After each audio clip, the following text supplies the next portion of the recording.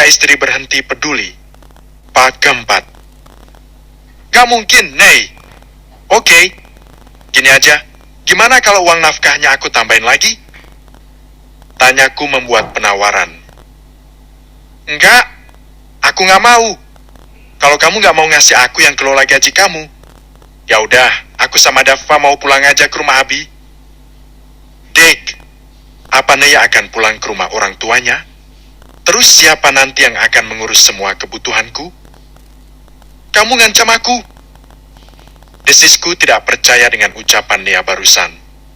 Bagaimana bisa dia mengancam aku dengan ancaman begitu? Aku serius, Mas. Tegasnya lagi. Cukup ya, Nei. Aku gak mau bertengkar cuma gara-gara masalah sepele. Ucapku menyudahi pembicaraan yang menurutku tidak ada ujungnya.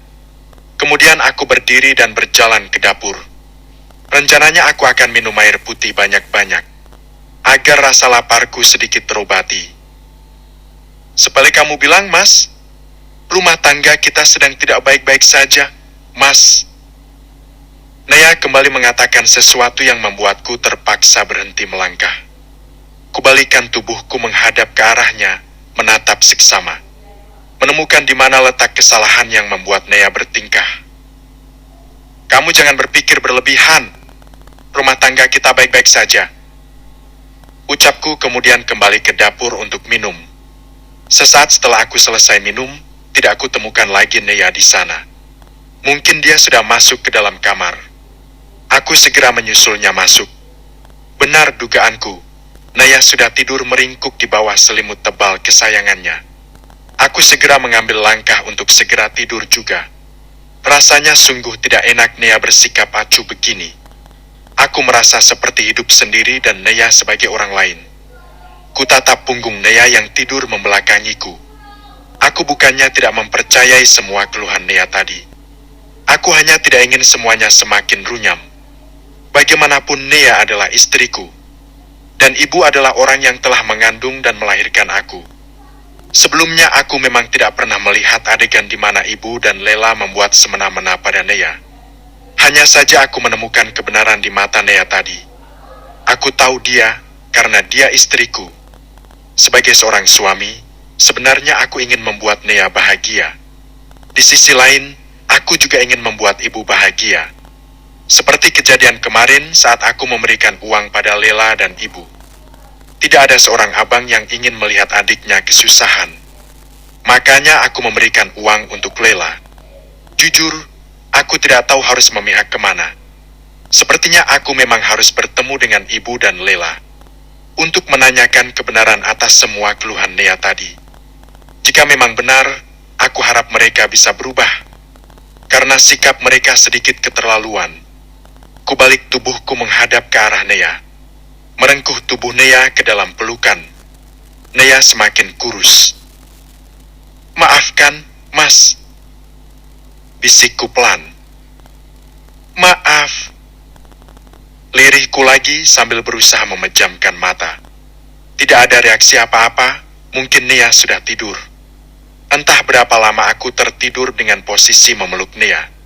Tiba-tiba saja aku terbangun karena perut terasa perih. Mungkin saja lambungku kambuh, karena malam ini aku belum makan nasi. Kulepaskan dekapan Nea. Lalu aku turun dari ranjang. Mencoba meminum obat yang selalu tersedia di dapur. Entah berapa gelas air yang sudah aku minum. Tapi tidak ada reaksi yang berarti. Kulirik jam yang menggantung di dinding rumah. Menunjukkan pukul 9 malam. Sepertinya ibu belum tidur. Aku akan ke rumah ibu untuk numpang makan. Daripada lambungku semakin menjadi. Tidak butuh waktu lama, aku sudah sampai di depan rumah ibu. Tok, tok, tok. Assalamualaikum. Aku mengetuk pintu rumah ibu sambil memberi salam. Tidak lama setelahnya terdengar suara jawaban dari dalam. Waalaikumsalam.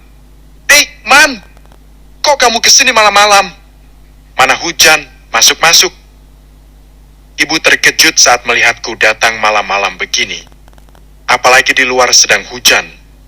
Wajah ibu terlihat sedikit lemas. Mungkin tadi ibu sudah tidur. Tapi bangun lagi karena aku datang. Aku pun masuk ke dalam rumah, tempat di mana aku tinggal dulu bersama ibu dan Lela. "Maaf, Bu, aku ganggu malam-malam gini," ucapku ketika sudah duduk di sofa milik ibu. Dulunya ini sofa punya Nea. Dulu dia bekerja sebagai pengajar di pesantren milik ayahnya. Dan ini adalah sofa yang dibeli dengan gaji pertamanya. Namun ketika akan pindah ke rumah yang kami tempati sekarang, ibu melarang kami untuk membawa sofa ini. Alasannya karena di rumah ibu belum ada sofa. Bukan hanya sofa ini sebenarnya, ada beberapa barang kami yang lainnya dilarang oleh ibu. Tapi dulu Nea hanya diam dan patuh sama permintaan ibu. Makanya sekarang aku bingung, kenapa Nea bisa berubah menjadi pembangkang. Dia jadi susah diatur sekarang. "Kamu kenapa? Bertengkar lagi sama perempuan itu?" tanya ibu sambil menyuguhkan teh manis hangat padaku. "Enggak, Bu. Ibu masak enggak? Aku lapar," tanyaku balik. "Masak sih, tapi makanannya udah dingin," jawab ibu. "Gak apa-apa, asalkan lambungku tidak kambuh," jawabku sambil bangun dan berjalan ke dapur. Tidak lupa teh hangat tadi aku bawa sekalian, karena akan aku minum setelah aku makan nanti. Ibu terlihat menyusulku ke dapur. Dia membuka tudung saji di atas meja dan mengambilkan aku piring. Dengan cepat aku menerima piring itu dan mengambil sedikit nasi dan memakannya dengan lahap. "Nea nggak masak?" tanya ibu di sela aku makan. "Masak, tapi..." Aku sengaja menggantungkan kalimat, karena menurutku sepertinya ini waktu yang pas untuk aku menanyakan perihal keluhan Nea tadi. "Tapi apa?" tanya ibu penasaran. "Katanya nggak ada beras," jawabku yang membuat wajah ibu sedikit pias. "Oh." Hanya itu jawaban yang keluar dari mulut ibu. Semakin membuatku curiga bahwa yang dikatakan Nea benar. Setelah selesai makan, aku segera mencuci tanganku. Kemudian kembali duduk di tempat semula. "Bu, aku mau nanya. Boleh?" tanyaku hati-hati. Aku hanya takut jika pertanyaanku nanti akan menyinggung perasaan ibu. "Tanya aja. Ngapain minta izin segala?" ucap ibu. Dari kalimat ibu barusan bisa kurasakan jika ada nada tidak suka. "Apa benar ibu dan Lela tadi ambil beras kami?" tanyaku lagi sambil tersenyum. Aku takut menyakiti perasaan ibu. Karena semenjak ayah meninggal, ibu menjadi lebih sensitif. "Dia ngadu apa aja ke kamu?" Bukannya menjawab pertanyaanku barusan, ibu malah balik bertanya. Aku menggaruk kepala yang sebenarnya tidak gatal. Apa yang harus aku jawab? Tidak mungkin aku mengatakan semua keluhan Nea tadi. Bisa-bisa malah perang dunia ketiga. "Gak ada, hanya itu," jawabku singkat. Tega sekali dia memfitnah ibu dan Lela. Padahal ibu dan Lela tadi ke rumah hanya ingin menjengukku Daffa. Ucap ibu yang kini mulai terisak. Aku jadi merasa bersalah. Ibu tahu semenjak dulu dia memang bukan menantu yang baik untuk keluarga kita. Makanya ibu ngelarang kamu nikahin dia. Sekarang kamu lihat sendiri kan bagaimana dia memfitnah ibu dan adikmu. Ibu kembali membuka suara. "Aku juga nggak tahu, Bu, kenapa Nia bisa berubah kayak sekarang. Padahal dulu dia sangat nurut dan patuh sama aku. Tidak ada keluhan apapun tentang keuangan atau tentang ibu dan Lela." Keluhku sambil menyandarkan tubuhku pada kursi. "Kayaknya ibu tahu kenapa istrimu berubah," ucap ibu menyondongkan badannya ke arahku. "Maksud ibu? Kamu sih?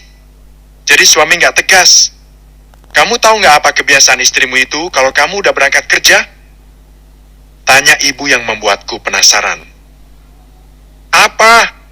Ibu dan Lela sering mergokin dia megang handphone seharian. Dia kayak sedang ngetik gitu. Tapi ibu dan Lela yakin kalau dia lagi chattingan sama laki-laki lain. Ucap ibu yang mengingatkan aku pada ponsel Nea tadi. Benar yang ibu katakan.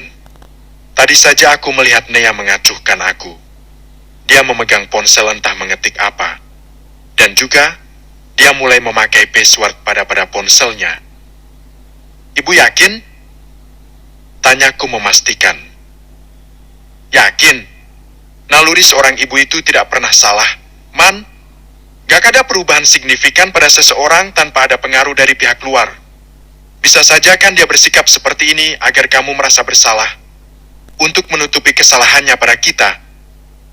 Kata-kata ibu barusan mampu menggoyahkan kepercayaanku pada Nea. Jadi maksud ibu, Nea selingkuh? Tanyaku menatap ibu tak percaya. Ibu gak mau nuduh. Tapi kan bisa jadi itu terjadi. Lagian ya, Man. Seseorang itu nggak mungkin bisa berubah dalam sekejap jika tidak ada pengaruh dari luar. Jawab ibu lagi yang semakin membuatku penasaran. Ingin rasanya langsung pulang ke rumah dan mengecek langsung ponselnya Nea. Karena jika orang punya penyakit lambung sepertiku, berita semacam ini sangat berpengaruh terhadap pemicu kambuhnya penyakit. Apalagi ini menyangkut rumah tanggaku. Kadang nih ya, Man, bisa saja itu trik dari istri kamu. Biar rumah tangga kalian bubar, terus dia bisa nikah lagi deh sama laki-laki lain. Lanjut ibu lagi. Aku jadi teringat tentang kata-kata Nea tadi. Saat dia mengatakan ingin pulang ke rumah Abi. Aku mengepalkan tangan kuat, ini tidak bisa dibiarkan. Jadi aku harus gimana, Bu? Tanyaku bingung. Ya kalau dia minta cerai kamu cerain aja. Lagian ibu nggak suka sama dia. Ucap ibu yang spontan membuatku menggeleng kepala kuat.